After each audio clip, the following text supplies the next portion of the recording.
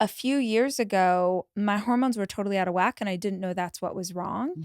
And I genuinely thought I was starting to go crazy. Mm. So I have a lot of mental illness in my family. And I had always sort of thought, well, I've, done a ton of therapy and I've got these tactics and I know how to take care of myself.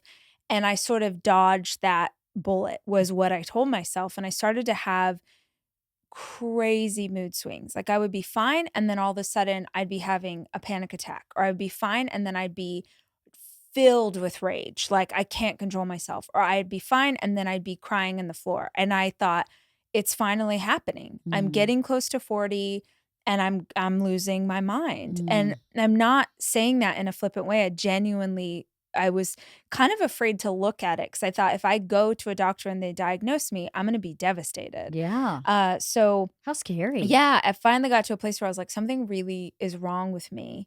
And in retrospect, it was 2020. So we were all going through a something totally extreme. And I was going through divorce at the time. So I'm sure that my stress levels set off this imbalance in me.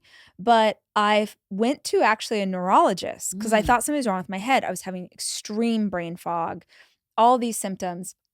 Go to a neurologist, and part of before I had brain scans done, he does, blood work, and you have to fill out all this paperwork to do this intake form, and he called me right after he got blood work and my forms, and he said, "Hey, I know you're coming in anyway, but just looking at your tests, I think it's possible you might have estrogen dominance. Do you know what that is?" And Mm. I was like, "No." And he said, "Google it." And I'm on the phone with him and I Googled it and I started sobbing. 'Kay, it was if there were 10 symptoms, I had 9 of Oh them. my god. And probably the only one I didn't have was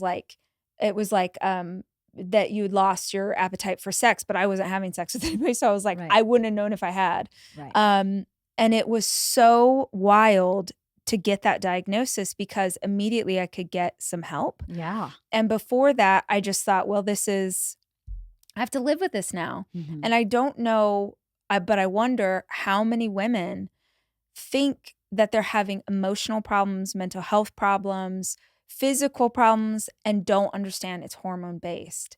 Because I think for us, so much of it is hormone based. Absolutely, it And is. based on where you are in a month, you know, it's going to be different depending on the week that it is. Totally.